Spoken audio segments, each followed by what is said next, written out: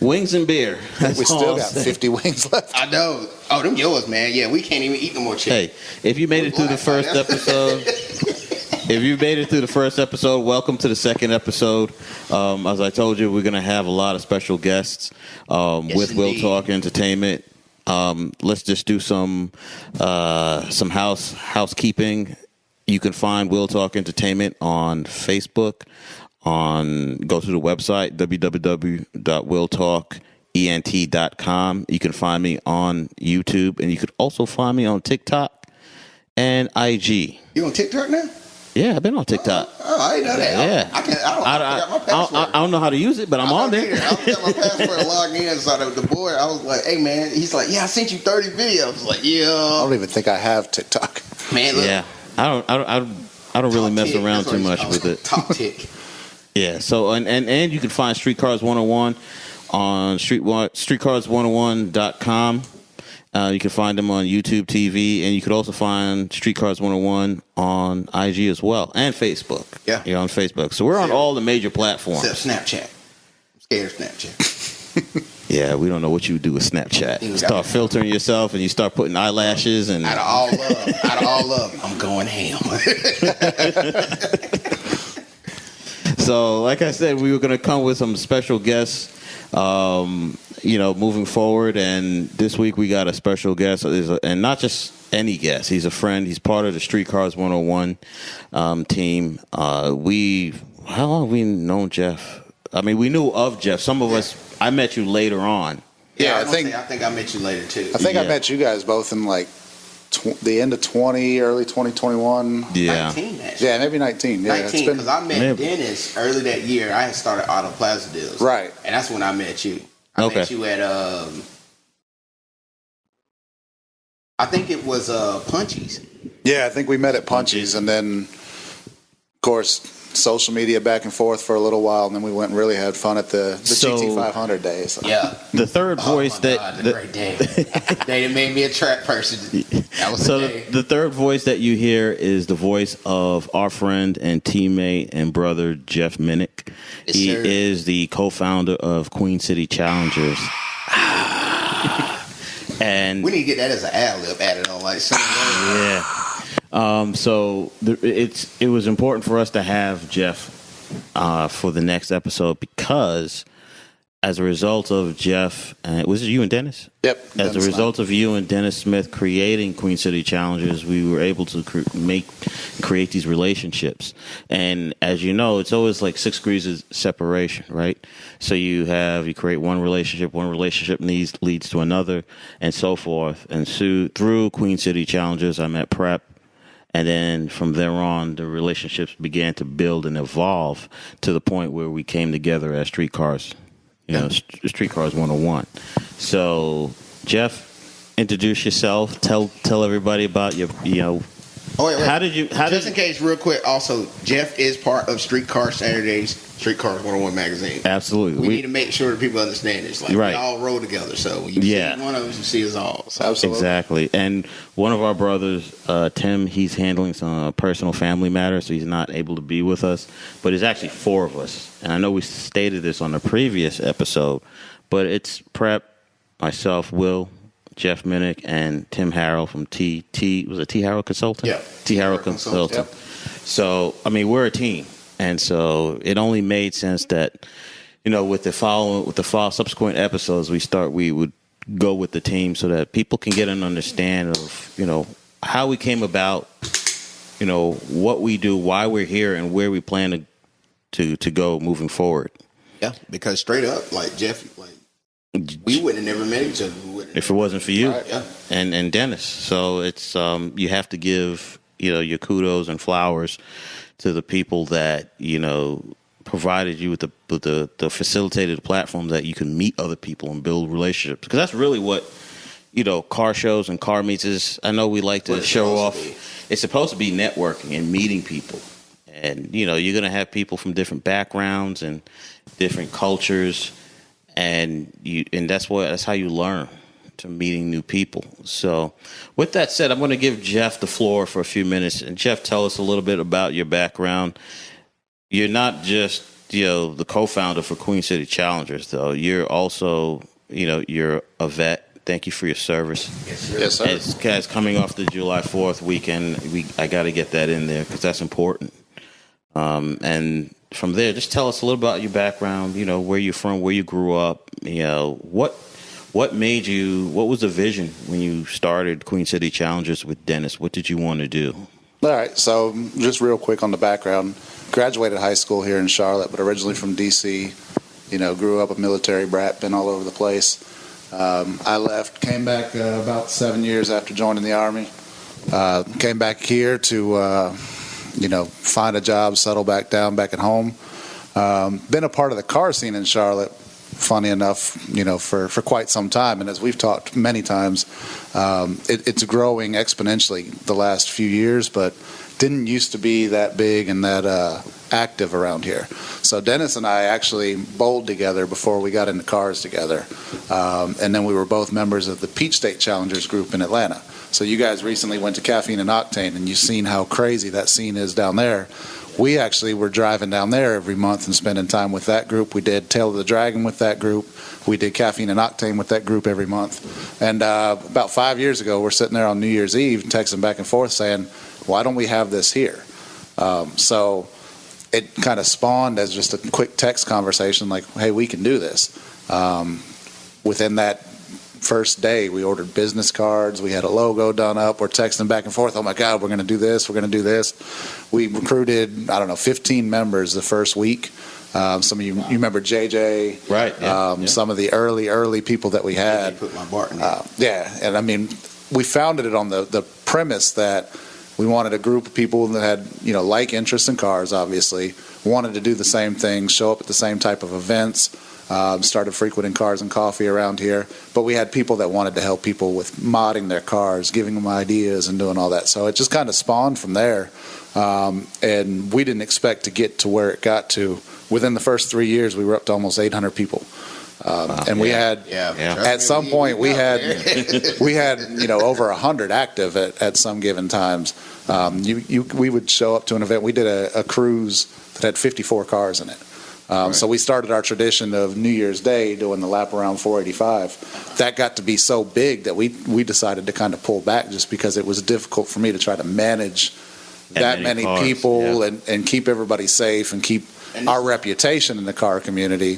So this is when you meet up at Concord, Motor Speedway, right? Yeah. So we would meet up we would have 4 or 5 various stops along the way. So we would start usually somewhere around Pineville. We usually started down there on 521 at the Harris Teeter. Okay. And we would just take the loop all the way back. We'd stop at Concord, kind of do photos and, let everybody get out, talk, do all that. And then before COVID, we would get to meet up and go to lunch. So the first time we did the barbecue place down there on 521 when we got off. And we had 40 cars parked out there. And it was just, that feeling when everybody's pulling into a parking lot and looking at your group going, oh, my God, look at that one. Oh, my God, look at that one. It was just that's what motivated us to get something like that started, to see everybody's passion and see everybody take joy. And then, it did it to us. It did it to me. I remember I got my challenge, and I remember we went to, we was at Cars and Coffee Charlotte. And this is when I first met Dennis. I think it was you or Dennis that invited me out to the event. I was like, hey, I just got my Challenger. I've never been to a car event. I went out there, and y'all had a set parking. It was damn near like every parking space going down. Absolutely. Yeah. He's like, yeah, this is our crew. I was like, damn, where do it end? Like, it was 2 rows. Yeah. Yep. They had the first 2 rows. And then some at the end that didn't get to make it in time was parked down there too. And we modeled that after what we had done in Caffeine and Octane. So if you went down there when it was on the other side of the mall, we'd have 2 full rows of the mall parking lot with 70, 80 cars with that group. And down there, it was you got to get there at 5 a.m. for a show that started at 8 to be able to park together like that and cruise in together. Crazy. But the best joys of that is just seeing everybody want to get together and, hey, all the messages. We had pre-meets. We had pre-meets. So we were like, hey, we're going to meet over here before we go meet over here. It was just such a thrilling thing to be a part of. And then the relationships that have built from that, we have Dennis and Hannah getting married met through the group. We have other relationships that have formed through the group. We have jobs that have been extended to people because of the connections they've made in the group. We've met some incredibly interesting people. Obviously, StreetCars101, meeting with you guys was a big part. Mopar Joe, you guys have met him and talked to him, stories for days. I mean, just so many different people. And, there's Ricky Rockman, if you guys know who he is. And he's a member of Queen City. Many people out there. We bumped into him where it was me, Tony, and there's a couple other people we were with. We went to the boardwalk. This was in about June of 2019, and we had 4 of our challenges parked by the boardwalk, and Ratman came and he just stopped by and said hello to us, and was like, "Hey, that's was it Richie Ratman?" Ricky, and then he came by and said hello, and I was just like, I had no idea he knew who Queen City Challengers were. That was just crazy. Yeah, it was, and the way we recruited early on, and some of you guys know and seen some of the stories, but we would be driving down the road and see a challenger and follow them into a parking lot and say, "Hey, join us." We had business cards we were leaving on car doors and parking lots and everything. We were stalking people. You look back at it now and you're like, man, somebody might have shot at us or whatever. But we were chasing people down the streets like, hey, come hang out with us. And it was just... I mean, it changed. I've never been that was my first fast car ever. I come from the motorcycle community, so when I finally met Dennis and Hannah, Dennis gave me the card and everything. He was like, "You gonna ride with us again?" I was like, "Yeah." So okay, we'll see. I remember I got on the group and everybody's in the group. We're all talking with each other, and I remember I just got this car, so I'm sitting. The car's parked outside. I just now moved up to the area, and Dennis was like, "Hey, you gonna come ride with us?" I was like, "Yeah." And I remember, I want to say, I can't remember who it was. I think it was. It might have been Joe or it might have been Mario. And we were riding, and everybody just took the hell off of me, and I was like, "What the hell?" I'm stepping on it too, and that was like the first time I ever put the pedal to the metal on my car, and that was it. And then when I got there, he was like, "Hey, you kept up." I was like, it gets you hooked when you do that. Yeah. Welcome, man. Welcome to the group. It was so my first ride with Queen City Challengers was to Richard Petty's what do you call it? What's the event that he had on? Is that the one he has at the track? Oh, the Petty's garage. The Petty's cruising garage, at the cruising at the garage, and I was driving behind Mike's wide body Challenger. Oh, right, yeah. And I just remember hearing that thing take off in front of me, and I was just like, it was intoxicating to hear that car take off. But we were moving. I mean, we were moving. I'm not gonna say how fast we were. We were doing the speed limit. We're doing 65. Argentina. I've never driven over the speed limit, so yeah, and but it was fun. We all had radios. We were communicating, and I remember Z looked over to me. He's like, "This is you enjoy this. I could tell you love that." And that's when I realized, sometimes we put ourselves in denial and say, I'm not really this kind of. And no, I'm a Mopar guy, and I enjoy riding and driving and with like-minded people in the car community, and that's what drew me to Queen City Challengers. I met JJ for the first time. And they all had, they were showing me the Bartons. I didn't even know Bartons existed. Dude, look, it's a must for any station. A game changer. So I didn't even know the Barton existed until I met JJ. Dude, and then JJ came over my house and put it in the car around 12. I think he probably installed 12 to 15 of those. Probably more. Yeah, maybe more. He was smiling at me the whole time. He's like, "Yeah." He said, "Go ahead and try it out." And I remember at the first time I pulled out, I was like, "Oh my God, what is this? This car's supposed to have this." And then I met Travis the next day. I met Travis the first day. Yeah, I met him. Yeah, because remember Travis had that sticker, that Dallas Cowboy sticker on his bumper. Oh yeah, I don't see Dallas Cowboy shit. Yeah, I don't see that. And we used to tease him. It's like you got a whole silver Challenger, and you got that one damn Dallas Cowboy sticker at the bottom. I'm like, dude, what is that? Wait a minute, this is when he had the Scorpio on the side, right? This is before he did the Scorpio. Yeah. Oh, before. See, now I saw him when he had the Scorpio. Yeah, I saw him before that. And so, as you can see, that's part of the premise that we respect everybody, no matter what you drive, right? Even if you got a cowboy sticker on it. So, I mean, we won't talk about Cowboys. Yeah. Yeah, Eagles fan now though. Yeah, he's completely disowned. Yeah, completely. But so, tell me, what did your love for cars start as a kid? Just like everybody else, I'm sure it did. Yeah, I mean, so everybody, I grew up with Matchbox cars, trying to race them in the driveway, just like every other kid that's 8, 9 years old. Had time over in, Germany, lived there for 3 years as a kid, got to see Mercedes going down the Autobahn, got to see, all the German engineering over there. Fast forward to the time that I got to drive my first car was a stick shift, and the way I learned how to drive it was like, well, if you want to drive, it was parked over where my dad's truck lot was, go pick it up and drive it home. Never driven the car, never driven a stick. Like, I got to figure it out. So I learned how to drive a stick driving home. So, once you get that in you, driving and having those times just kind of get you wrapped in. Full disclosure, that's how I learned how to drive stick. I told you the first car I bought was an RX-7. Yeah. So it was an 89 RX-7. My godfather drove me to the dealership to pick it up. Never driven stick before. I just looked at how people would clutch and shift. That's all. That was my only experience. So I drove it. I got on the road and I stopped at the gas station. I didn't know how to put it in reverse properly. So you know how the gas station has those curbs, like those high curves? Some gas stations have them. I backed the car up. It went on top of the curb. And you know how the car was like wavering back and forth? I was doing that. And I said, and then the people were gathering around. They're like, you okay? I'm like, yeah, I'm fine. It's like, what happened? You're supposed to say, I'm in training. No. I said, the clutch got stuck. And so I was like, I was too embarrassed to tell them. I actually backed the car over the curb. I told them the clutch got stuck. So they were telling me, hey, there's this guy over there they must have gave me like 3 or 4 different garages and mechanics to take the car to. Meanwhile, and then they finally agreed on one particular place that was open at the time. It's like, yeah, you take it over there, they'll help you out. So I finally got the nerve to drive the car back down on the pavement. And then I took off with embarrassment. And they're like, "Yeah, you're going the wrong way. The mechanic is the other way." I was like, "I don't give a damn. Get that out of here." So I don't feel as bad about mine now. I left the parking lot when I was driving it, and the first hill that I came to for a traffic light, I rolled back as everybody does and tapped the bumper of the pickup truck behind me. So he gets out, he looks, he's like, it's fine, just be careful.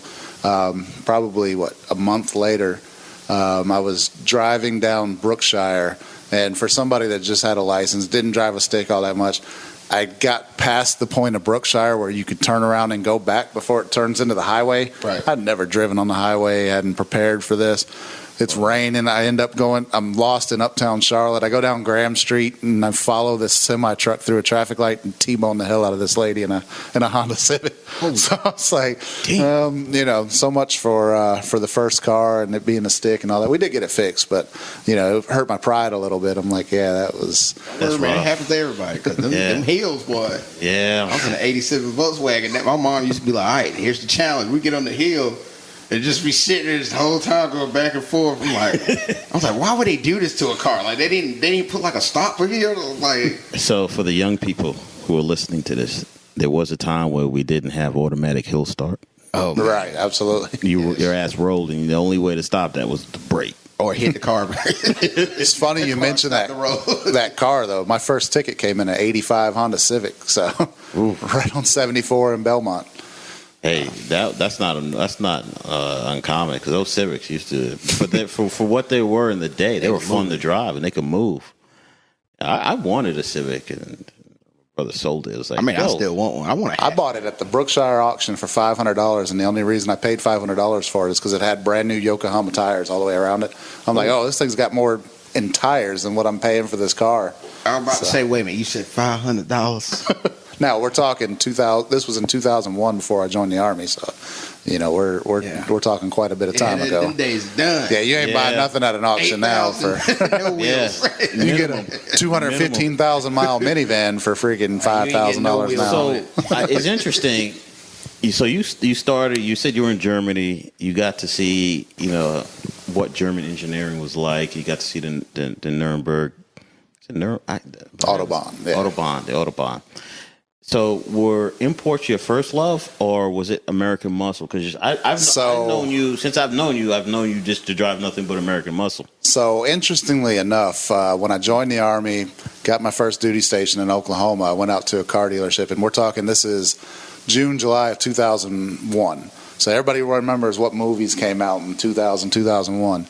I went and bought a 95 Eagle Talon 5-speed, little turbo Eagle Talon car, and I was tearing up the streets of Oklahoma, freaking just. I used to watch those cars race Mustangs, and people did not realize how fast those cars really were.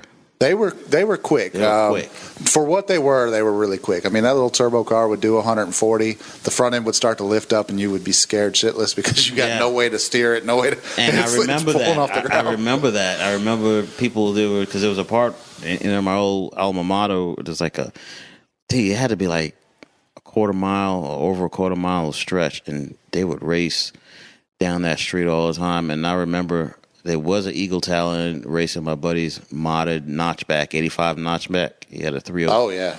He had a 302 in it. And, man, that thing would take off. And you could literally, as he was racing, you could see those front tires. They wouldn't come off the ground, but you can see that they were getting ready to, had he pushed it a little bit more. I mean, y'all had a fun time where y'all just raced to the light. Now you got the... Yeah, they trying to take you all the way down to South Carolina or something. Like, nah, we're gonna go all the way. Like, but that is where the modding passion came from. Right. I went to a junkyard there and bought a set of Corvette wheels that were the same bolt pattern. Those little blade looking ones. Mm-hmm. Threw them on that car, and I'm like, all right, now we're all in on this. So wow. So that's what broke you into modding. That's what broke me into modding. Of course, I was big into stereos back then, and I had 215s in it.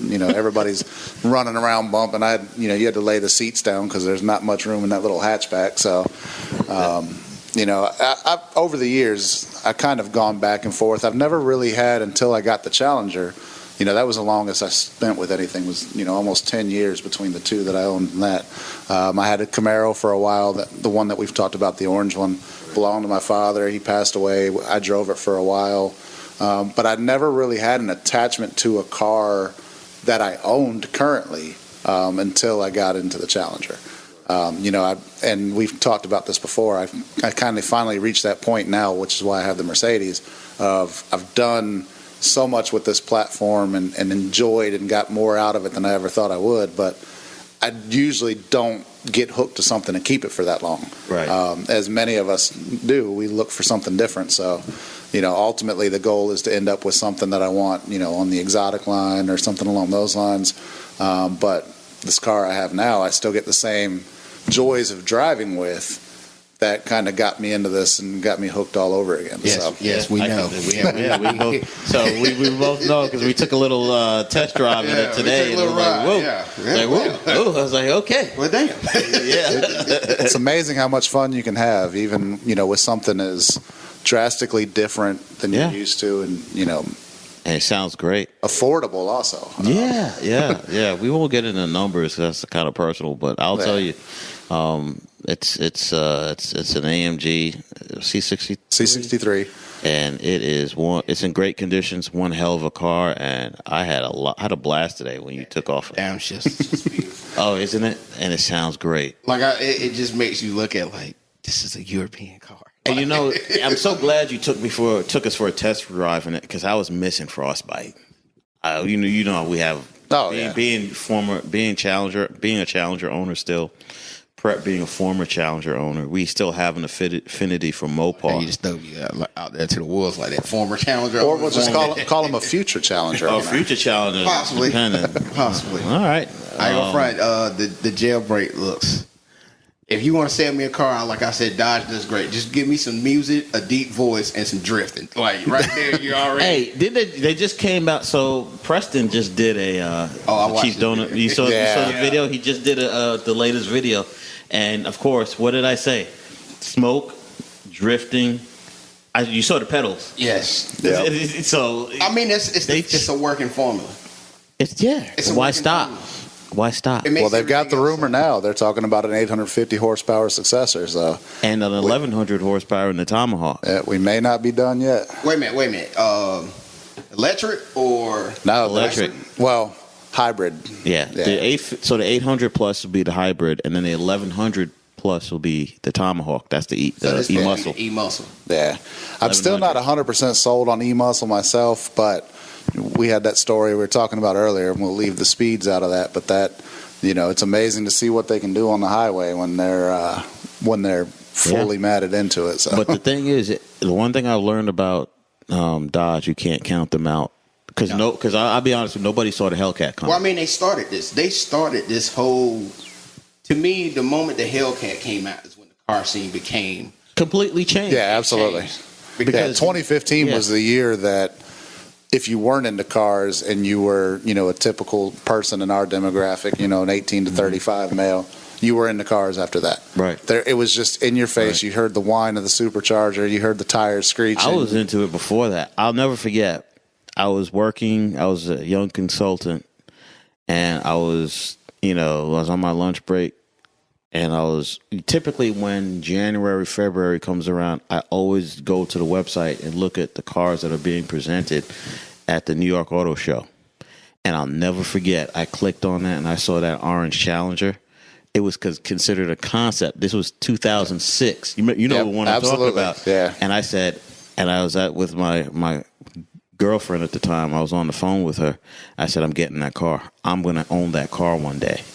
And because I saw that orange Challenger, I was like, man, that thing looks so beautiful. It just, it was. Yeah, you'll never tell me that wasn't the best looking of the three. The Camaro, the Mustang, the Challenger. It held its looks the best, and it just. It's the best. It's the best, retro looking car that's ever come out. And it's funny, up until that time, the year before, actually it was 2 years before, 2004 is when they came out with the retro looking Mustang. So the Mustang was already out for 2 years, but when they came out with that Challenger and it looked like a 70, 71 Challenger, it was game over. I think at that time, I was actually still in the fast.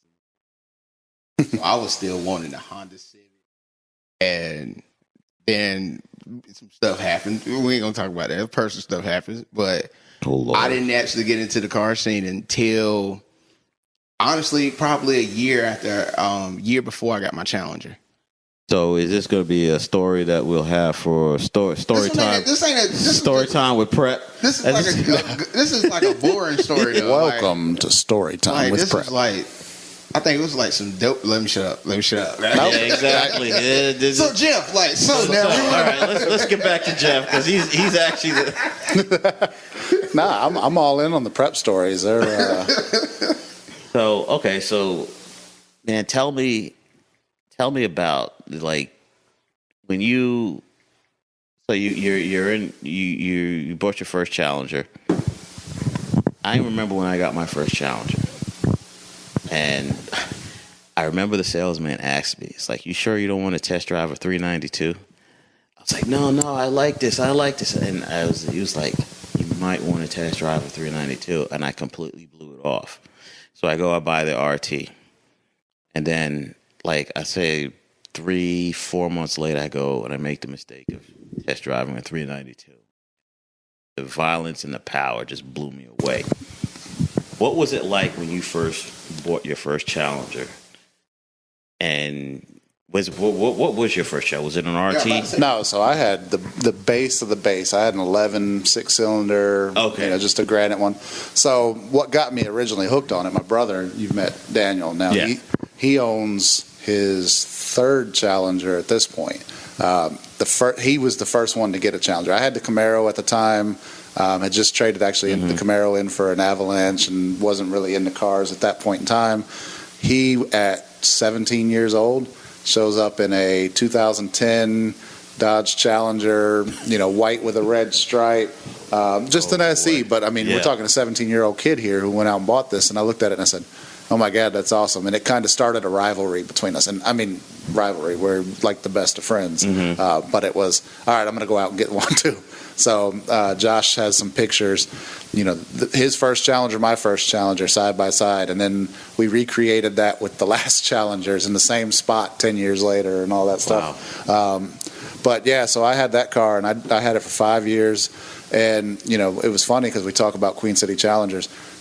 I started the group driving a 6-cylinder, but I still led all of these drives and events that we did, and nobody ever complained about the speeds and anything like that. So, you get all the hate. You watch all the groups. Oh, it's V6. It's not a muscle car. It's not this. It's not that. Still is. I'm telling you what, you drive that. I drove that car 125, 130 miles an hour. It didn't get there as fast as the Scat Pack did by any means, but you can have as much fun no matter what you're driving, no matter what the means are. I bought that from CarMax, at a time when, the jobs I were doing at the time, I wasn't making enough money to go out and say, I could buy what I want. Right. But I saw something that I wanted to look for, and, with that vision of hanging out with my brother and the Peach State group and all that, and everything kind of grew from there. So that's what got me into it, and, I don't regret it for a minute. So. All right, so now let me ask you this. When you drove the V8, the first time, was it an RT? Yeah. So what did that feel like when you drove the Hemi? So after I got my 6-cylinder, my brother ended up with a V8 model. So he had an RT. It was the TA with the nice big hood scoop and the big go wing on the back. Yep. And we swapped for a few months, and I was driving that car and drove that. Dennis and I did the Tail of the Dragon run with it.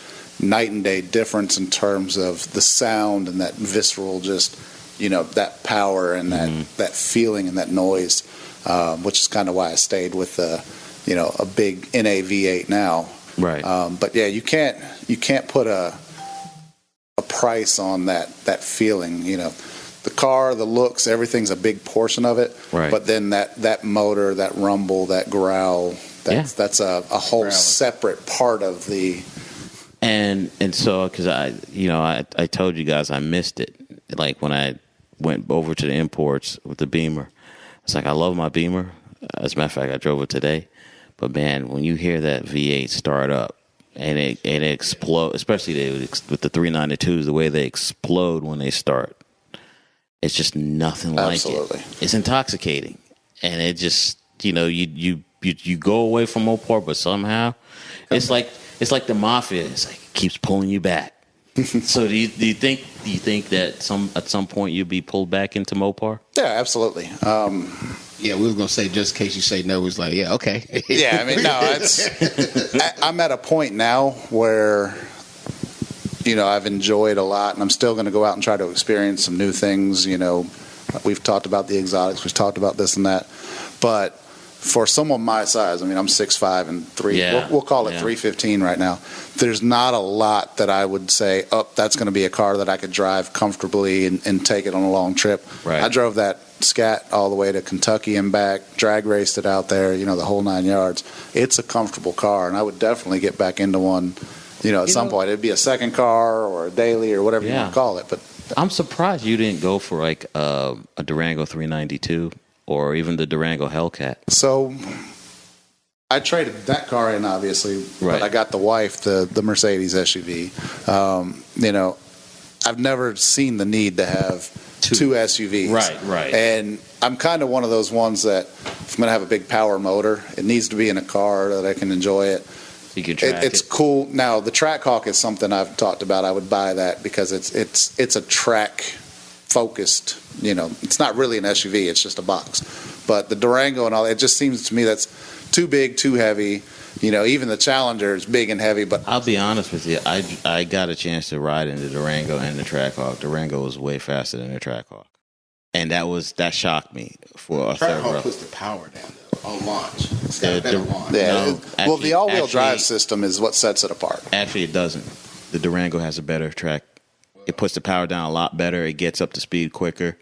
And I think it's because of what they learned from because remember, the Trackhawk came out with differential issues. Yeah.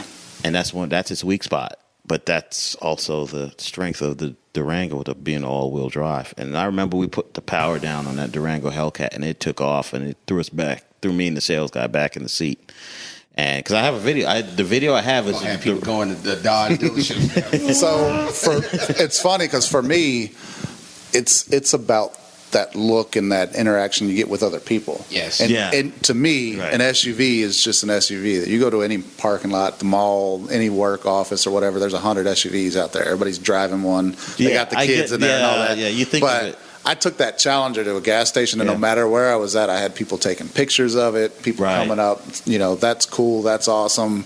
And you just can't replace that and recreate that with an SUV unless you got like a Bentayga or, a Rolls-Royce Cullinan or something like that. So.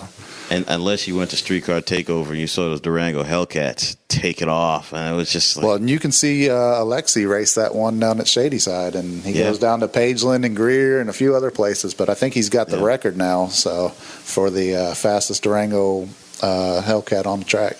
Wow. Damn, I didn't even know that. Yeah, right in our backyard. Wait a minute, what it look like now? It's his is white and black, I believe it is. See it on the road, I know it'll make a left turn. Yeah, that'll be a cue. Right. Hey, what is this Hardee's? I'm hungry right now. So, all right. So, one thing I love that you do to your cars. Number one, you never keep a car really stock. You always mod it. But the thing I love about the way you drive your cars and the way you maintain them is you drive your car. It's not a garage queen. You put it on the track. Oh, absolutely. You drive it. You take it on a long. You just said you went to Kentucky. Yeah, so we went to Challenger Fest and Mo Party in Bowling Green, Kentucky. So the car was on airbags. All the mods that have been done to it, the cam, all of the engine mods that we did. Drove it from here to there, 700 miles.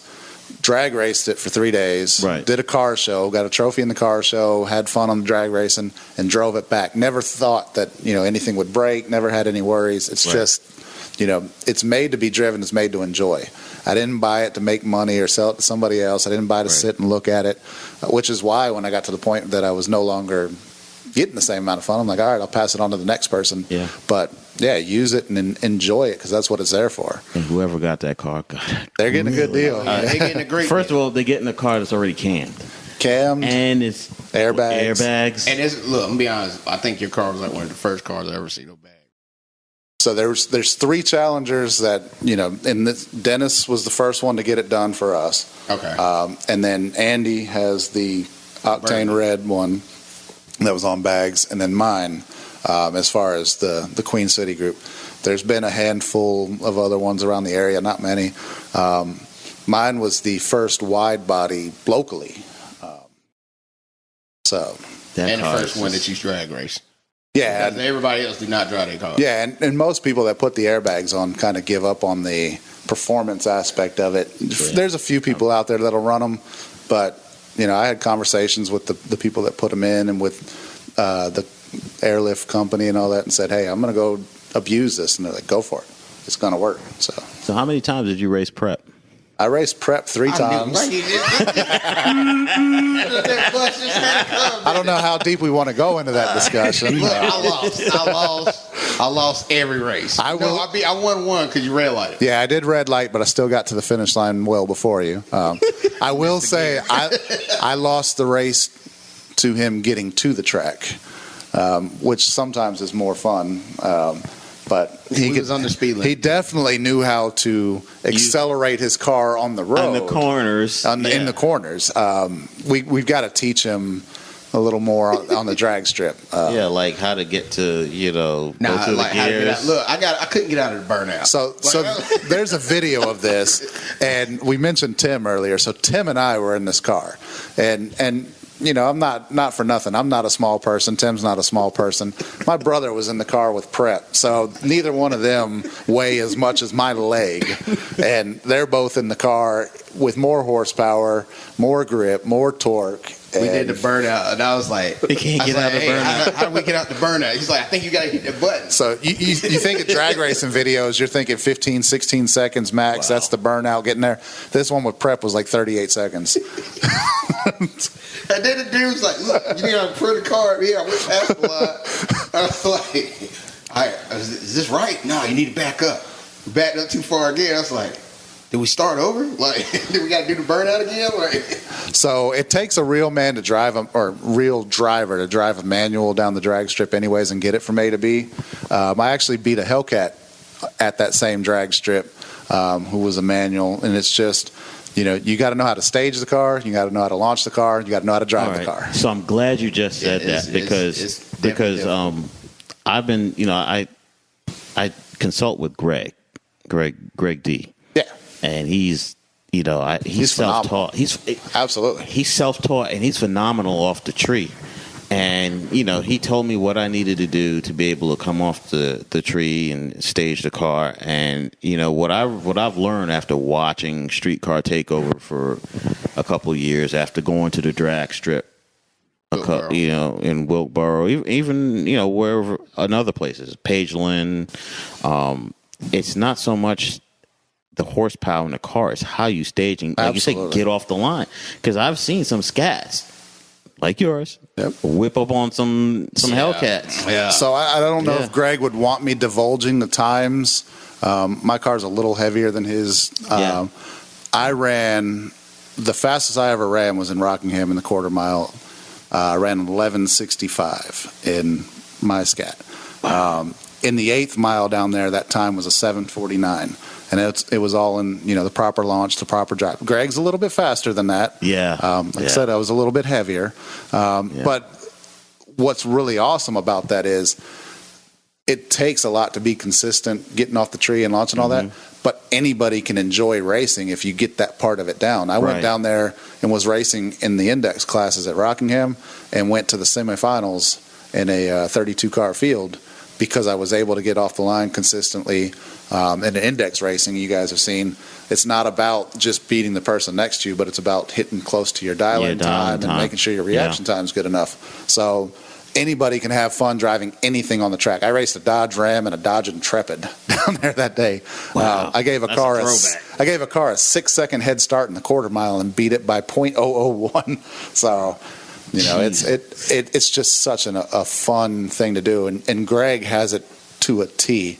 Every event he goes to, you see him performing, going rounds, and he's just consistent. And the guys at Mass really, help make that possible too. Oh, so. Yeah. Last acceleration. There's the daddy. There goes that name again. Yeah. I ain't gonna front, man. I didn't know. I always thought drag racing was easy until I went out there. I was like, okay, this is a lot more difficult than what I expected. Yeah, it is. Because there's a lot of coordination. There's a lot of things that you have to coordinate and dial in and do it, all within a few seconds. And then in the manual, we spun the whole first gear. Yeah, it's constantly. I hear a lot of people say you got to launch in second in the manual. I'll be the first to raise my hand. I haven't drag raced a manual down the strip since like 2004. So, not that I wouldn't do it again, but Dennis, his car makes pretty good power. I think he's in the sixes, like six. No, he's five. Well, he's to the wheel. He's probably 5'11", 5'12", somewhere in there. Okay. But you put our two cars on paper. I was a little heavier than his car, a little more power, but he was on a stick. I was in an automatic. And there's some video of, you see how just that one delay in a shift will create 2 seconds of difference out there on the track. And with that ZF transmission, that which is a great transmission, it's hard to be in a stick and beat that thing because it's just. Absolutely. Yeah. Now, a really good driver in a really good stick can run a really good time and be consistent, but they're never going to be as consistent as an auto is. Because it's just going to hit the point and shift. Yeah. And there's not a guessing game. There's not a delay. There's not, all that stuff that goes into it. So, one thing I wanted to ask you, getting back to your point where you, your car was you getting down the track in under 12 seconds. Was that before or after you cammed it? So the fastest, I never ran the quarter mile before the cam. I ran the 8th mile before the cam. The first time I went out to Mooresville, I ran in like the 8.4s to 8.2 range. I did get down. I put a tire on before the cam, and I got down to 790. I think 798. So I just broke 8 seconds in the 8th mile. So we're saying the cam made up half a second just in the 8th mile. And if you translate that over to the quarter mile, it probably took the car from a 12.4, 12.5 quarter mile down to that 11.5, 11.6 range that it was at. I think a lighter driver than myself probably could have got that into the 11.4 range, but yeah. What size cam did you have? So it's basically a comp 274. It was a custom grind. 274. Yeah. There we go. 274. Yeah, that beast of a cam, man. I tell you, that cam is just. And you can't go, so in Mopar, you can't go much more aggressive than that without losing some drivability. And that's the one thing I didn't want to sacrifice, especially, I put 21,000 miles on that car in 2 years. I put 15,000 in the first year that I had it. Hey, I don't even feel bad then. I don't put a whole bunch of miles. I don't feel bad. I've driven that car to Atlantic City. I've driven it to Atlanta multiple times for shows. Like we said, we drove it to Kentucky, Tennessee. But see, that's what I love about what we do. And it's just, and if you're a part of this team, the Street Cars 101 team, you're going to drive your car. Absolutely, yeah. We travel. And so, and if we don't travel, we'd be like, "Hey, what you doing today?" Hey, we sim racing today. Yes. Now we're gonna have the Street Cars 101 sim racing. Yeah, I mean, and thank you for inviting us over. That was a blast. That's a game changer. We needed this because I know from both professionally, we've been doing a lot of traveling, and we went live and said Street Cars 101 day off because we really did need a day off where we can just chill and just have fun. I slept for 10 hours. I did not. I was today. I woke up at 3:30. I was like, oh shit, I missed it. I didn't realize how tired I was because I woke up, had breakfast, and I've just been dozing on and off the entire day. And people don't realize that, when we go out and we cover events or we just wherever we're doing is like we gotta like plan. We gotta I gotta pack a bag, get equipment. It's plan weeks in advance because we have over 40 something events. Yeah. Yeah, I'm the type of person, I don't like anything that's just kind of spur of the moment. I got to plan everything to a T. Right. I'm planning stops and where we're parking and how we're getting in and out. I just look at where you're staying. And then the other thing, too, is, with what's going on with Mopars and even some of the other cars, where you parking your car. That's the other stressful part. That right there is... That's the stress in itself. It is anymore. I mean, every Mopar car you got out there is a target at this point. I went to Atlanta and I had to park it at another hotel. Wait a minute, and see, Uber Mopar is a target for that. Yeah, so I had to park it at another hotel, Uber back to my own hotel because the other hotel had security. And I was just like, I'm fine with that. I'll pay the Uber. So I actually had a thought because I'd been talking about getting rid of that car off and on for a little while. But I had a thought when I was down in Atlanta. We went for the Metallica concert and then Caffeine and Octane back whenever that was. And I was like, I almost was like, hey, I'd like to come out and just see the whole car gone. I don't want them to steal parts of it, but take the whole thing and let me just make this transition a little bit quicker. So I can relate to that because you need to get the deer, the inflatable deer. Yep, get the inflatable deer, $34.99 at Walmart. So I don't know. I think I told you. I don't know if you do, but in 2019, when I the last Scat that I owned, last Challenger, it got broken into at Concord Mills. Okay. I went in to see Ford versus Ferrari. So I was like, oh, wow. I'm going to be, of all the movies, right? Yep. So I went in there and I was just like, I'm going to go to an early show before, the big crowds in the mall. I was like, I'll park it over there. Where the at the side of the movie theater, AMC? Yeah. So I just parked it in the cut. So I was like, I just need 2 hours. Let me go see this movie come out. It's the worst decision there. Isn't worst decision because there's not enough, foot traffic. And I realized, damn, I should have parked it probably out front because more people would have been going back and forth. They would have seen it. Came out and I was just like, opened the car door, sat in it, and I was like, I left my window open. Next thing I know, it's like, wait a minute, I can't roll my windows up. And then I saw the scratches on the dash and the inside the door, and I went out and saw the whole window was sitting on the ground. I was like, damn. Actually, that's not what I said. It's more like, They got me 3 times in the gray Challenger. The bowling alley in Lake Wiley got hit. They broke into about 6 or 8 cars down there. The one in Gastonia I got hit up once. And then in my driveway, they got into my car, they got into my wife's car, and at one point they had stolen my sister-in-law had an Acura what was the Acura back then? Integra. So she had an old Integra. They stole the whole car. Leave that out there. They found the car in McAdenville, like down off the side of the bank. They'd stripped the seats and everything out of it. Thieves, man. It's just. I mean, now the other thing you got to say is when you park like at Walmart or something, and that one person, like you got 45,000 parking spaces. You know this? Here, they do that on purpose. They got to park right beside you. Yeah. I usually I got where I just sit in the car for like 10 minutes and I just wait for somebody to park beside me, then move up the parking space. Yeah. But it's all things we do to protect our cars, man. I ain't gonna front. Look, Dennis got me doing this. Walked outside. When I first met Dennis, I remember Dennis was walking, looking at cars. Dennis comes back to his car, grabs his shirt. Yep. It's like, the hell? So it's just bothering me. I was like, I didn't see it. Now, when I come outside, I'll walk around my car, look around. So, Dennis will do that to you. If you ever been to any of the car shows with him, it takes him about 2 hours to clean the wheels on his car. He's meticulous. That thing looks immaculate. It's one of the best looking cars out there. And the interior is even crazy. And I will tell you from knowing him for as long as I would never buy white wheels on a car.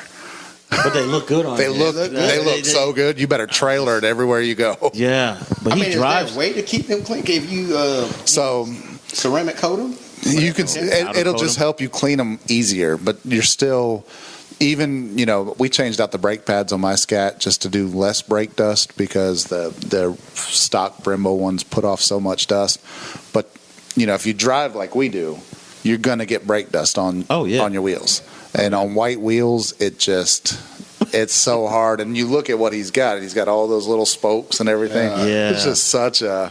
So you got to get one of those cleaners where you just spray on and just, basically just, spray on and then rinse off right away.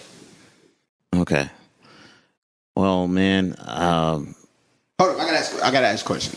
So, with where the Mopar lifestyle is now, how do you feel about it? That's an interesting take. So, good question. It's a really good question because, I don't think it's a secret. Queen City Challengers memberships down a little bit.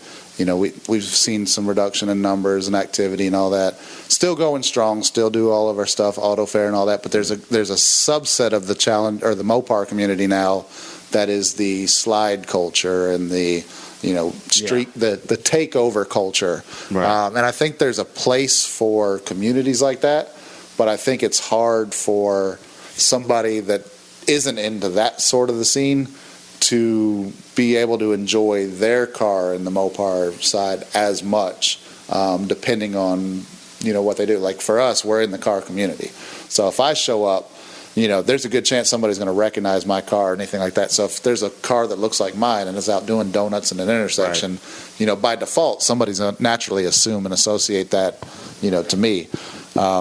I love the people. There's groups out there, and, I'm not going to name any, but there's groups that have tons of recognition and followers and video streams of doing that sort of stuff. And that's what they enjoy. I'm not going to tell somebody that their way of breaking the law or hooning around is any better than the ways that I did it back in my day or that I do it now. So I won't judge anybody for it, but it has created a stigma with our community. We have, me and Will talk about a lot. Like, I love Mopar.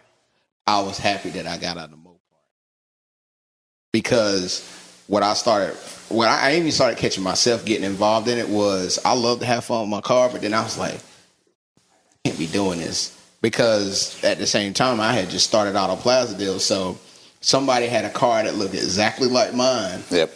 And they contacted me. It's like, yo, man, I saw you out there eating the food the other day. I was like, what? It's like, man, I just got home from work. What are you talking about? I've been at work all week. Showed me the video, and I'm looking at the car. I was like, wow, that looks just like my car. Exactly. Right when I just got the black wheels. And that's the rough part because for us as men, we are all business owners. It's different. We got businesses, we got families. It's a little bit different. We have a lot more to lose. Absolutely. If something happens and we hurt somebody or we wreck our cars, it's like, well, not only that's that, a hit we to in us. The car community. We all are associated with different, but majority of the car groups in the Carolinas, we all know them. So it's like there's certain groups that get down with it. There's certain groups that don't. So it's like, me personally, I don't like to create. I like to walk the middle, but at the same time, I'm like, I'd rather track. I'd rather go to the track where I can, I've always said, going back, there's a time and a place for all of that. And, somebody's going to go have fun and do something. We're going to go to Mexico. We're going to do this. We're going to do that. Argentina. There's places that, specifically they'll tell you, come hang out and we're going to have burnouts. We're going to have this. And then there's places that say, hey, respect the spot. Don't do it. The biggest thing that we need to catch on in the community is that people can identify which ones of those are quote unquote okay and which ones they should probably refrain from that type of stuff.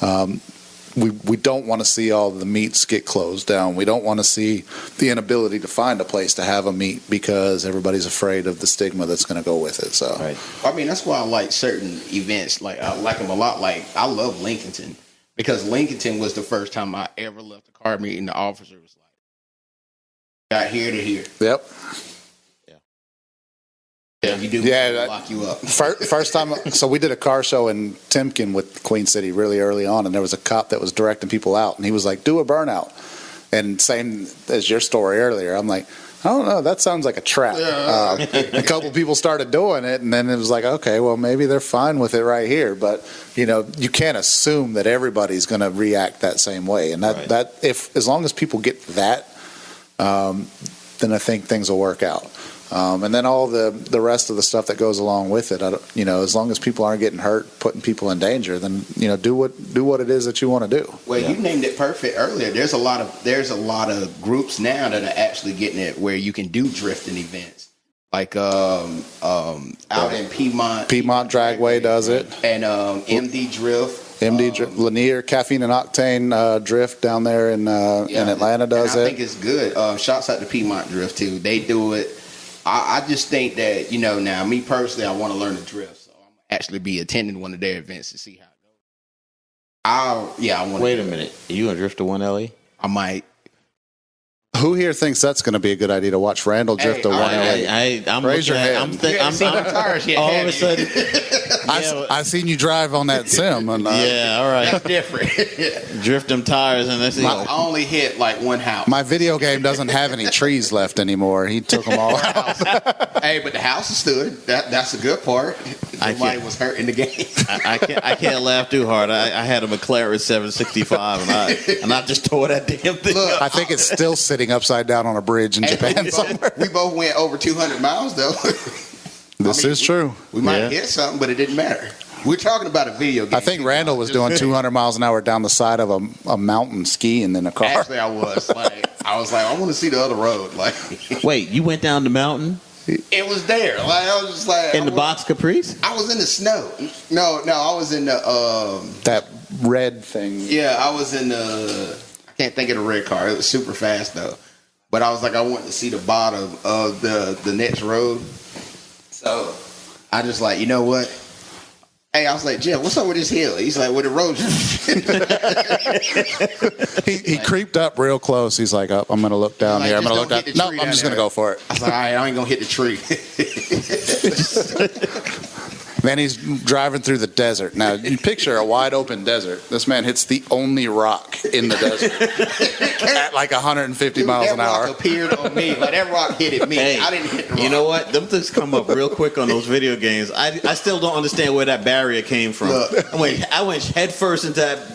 I'm like, I'm doing 180, and I said nothing but highway. All of a sudden, this barrier came out of nowhere. You see, he kept messing with me with the one corner that I was like, man, I cannot get around this corner. Like, I did not see it. Like, I'm just going to have to hit it every time. Give me like 5 times to hit it. Just bounce off of it? Yeah, it'll disappear eventually. Like, Yeah, I think y'all got some good practice in for the next time we do this. You might actually. Yeah. Well, I definitely say this. It has changed my mind about how I'll look at it. I love Space Ghost. I love my car. But again, I state this a lot. Tracking is expensive. Yeah. And it's very risky. You can have all the insurance you want. But I remember when I went to track night one time and I watched this guy total his car.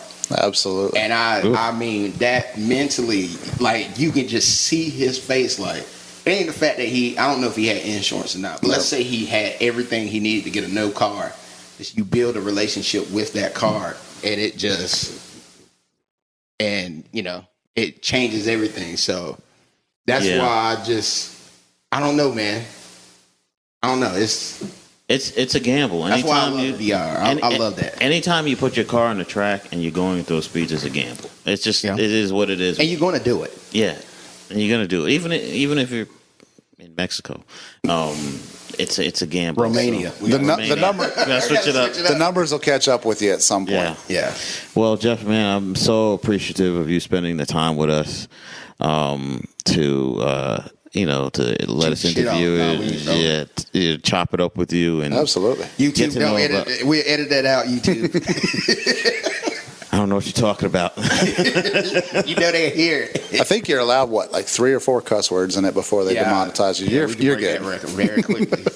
Oh, in the first episode, that episode that will never be aired, that was broken. I was like, I called Will. I said, Will, we cannot use this. So if you're not airing the first episode, then your intro about this being the second episode is going to be kind of. Look at this way. There was a lot of 4-letter curse words in there. Not only that, it was just massive shit talk. It was hot. It took us like 5 hours to set everything up. It was funny as hell though when you listen to it. Yeah. It was there. Especially when you talk about that damn F-150. Well, it's the same reason that it's the same reason we're successful at what we do, and have fun with what we do, because you can put different personalities together, have a good time and a good conversation, and Well, again, that comes down to you, because we all met each other through you. Yeah, so it's only apropos that you be the first guest. Because we freestyled the first episode and we winged it. Yeah. Well, hopefully I'm not the last guest. Nah, you already know. No, we're not. Not unless we drive home. Well, okay, I said that wrong. Hopefully this isn't the. I gotta hit a rock. Hopefully it's not the last time. Yeah. I enjoyed it. Yeah. I'm glad you did. And look, we're gonna have some really awesome guests on We'll Talk Entertainment podcast. We're gonna have a lot of video footage too, because we still got a lot of videos, man. Yeah, just make sure that Romanian flag is visible. Oh yeah. Yeah. We'll take care of that. Yeah. Mm-hmm. Got some good ideas. Well, you can find We'll Talk Entertainment on Facebook. Not once again. Jeff, what are your links people can follow you on Instagram? Oh yeah. So for now, Instagram's Frostbit Shaker. Obviously, a change will be coming soon. You can find me on Facebook. If you drive a Challenger, you can find Queen City Challengers on Facebook. Otherwise, you can catch me in the streets. And we could also reach out to you or better be ready to catch him on the streets. Dennis is what has that weird IG name? What is this? Send Big Red. Send Big Red. Hey, that's not worse than Tim's. T47G185. He got a freaking what they call it, the ET. Every time I try to tag him, I got to figure it out. Same here. I got it saved now. I just got it saved where I type in TI and it automatically pops his name up on the There you go. I see his face. That's him. All right, so reach out to Dennis or Jeff if you have any questions about Queen City Challenges. You just want to reach out and say hello. You're interested in joining. They're still out there. And if you want to know about their upcoming events, because I do a lot. Yeah. I have a lot of events. Yeah, we're starting to pick back up. Obviously, everybody was shut down for COVID, but we're starting to see some good activity now. So. All right. And again, StreetCars101.com, StreetCars101 magazine. Subscribe if you can get it on digital. You can get a hard copy if you'd like, and you can view it if you just want to view it from your mobile device. Is coming. The first store is coming. Don't forget to get in it too. Yeah, get involed. If you're wait a minute. No, get in it, but don't get in it every month. Like every month, we got to put like a 4-month pause in between here. Yeah, it's. Hey, well, some people change out cars before that. Some people change cars. Why are you looking at me? You had more challenges than me. I'm like, I had. Yeah, how many challenges? I had 3 cars in 10 years. What's your record? Oh man, he can't. We had 3 cars in 10 days. I was about to say 10 days. Nah, it wasn't 10 days. It was 4 years. It's over 4 years. I think you and a couple friends of ours that see each other at the dealership weekly. I told him and Mike ought to have a party like at the Dodge or something, like a meet there. Yeah. They got a frequent flyer car. So you're officially putting Mike on blast, aren't you? What? I love Mike. I love Mike too. Well, come on. I know right now if I was. I said friends. I didn't mention anybody's name. Yeah, he So why y'all gonna look, we're gonna mute that out. dry snitch. One of us had the dry snitch. I'm gonna mute it out. His name is Randall. That's an A and 2 L's. Look, I ain't gonna front. Like, I'm gonna be actually in there because I'm looking for something. I want something. I want a new toy.